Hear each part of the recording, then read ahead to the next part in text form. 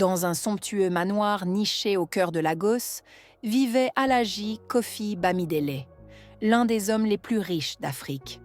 Entrepreneur prospère, il avait bâti son empire grâce à des années de dur labeur et d'ingéniosité.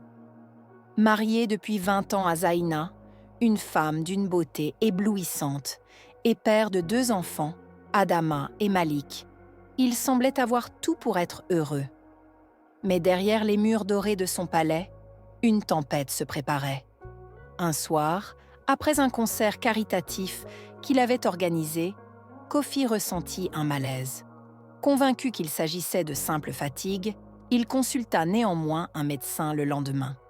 Quelques jours plus tard, il reçut un diagnostic dévastateur, une maladie incurable.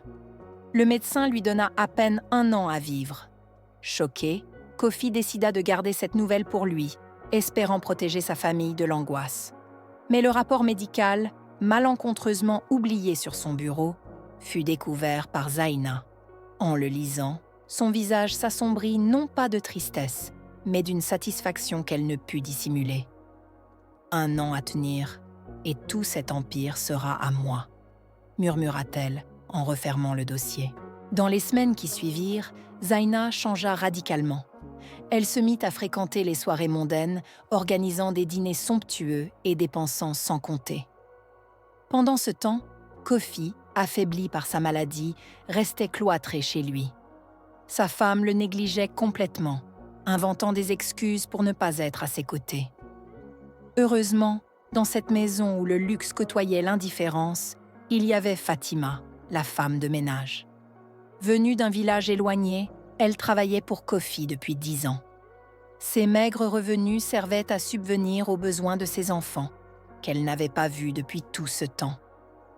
Fatima, voyant l'état de santé de Kofi se dégrader et la froideur de Zaina, commença à veiller sur lui avec une attention maternelle.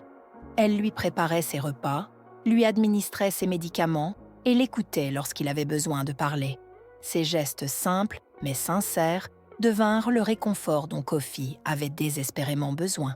Un jour, alors que Kofi feignait de dormir, il entendit Zaina parler au téléphone avec une amie. « Pourquoi je m'occuperai de lui ? Il va mourir bientôt, de toute façon. Une fois qu'il sera parti, tout cet argent sera à moi. » Ces mots furent comme un coup de poignard. Kofi, abattu, comprit que la femme qu'il avait aimée ne voyait en lui qu'un ticket pour une vie de luxe. Ce soir-là, il prit une décision radicale. Il ne laisserait pas son héritage tomber entre de mauvaises mains. Dans les jours qui suivirent, Kofi consulta ses avocats en secret. Il rédigea un nouveau testament, répartissant ses biens équitablement entre ses enfants et Fatima, la seule personne qui lui témoignait un amour véritable. Il réserva également une somme modeste pour Zaina, suffisante pour vivre mais bien loin de l'opulence à laquelle elle était habituée. Le jour où il dévoila son plan à sa famille, il convoqua Zaina, Adama, Malik et Fatima dans le salon principal. « Je sais que mes jours sont comptés », commença-t-il, sa voix ferme malgré son état affaibli.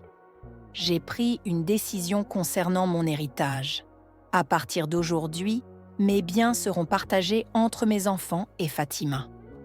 Zaina, tu recevras une somme fixe, rien de plus. » Zaina éclata de colère. « Comment oses-tu? Après tout ce que j'ai fait pour toi ?» Kofi la fixa droit dans les yeux. « Ce que tu as fait pour moi? Ou pour toi-même? Tu m'as abandonné quand j'avais le plus besoin de toi. Tu as montré ton véritable visage. » Fatima, quant à elle, était en larmes. « Alhaji, je ne peux accepter cela.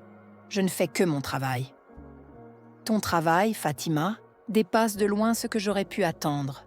Tu as montré une humanité que je n'ai pas trouvée ailleurs.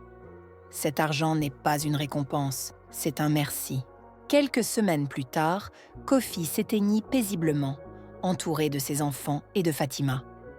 Zaina, rongée par l'amertume, quitta le manoir pour mener une vie bien plus modeste. Quant à Fatima, elle utilisa sa part de l'héritage pour retourner dans son village et retrouver ses enfants.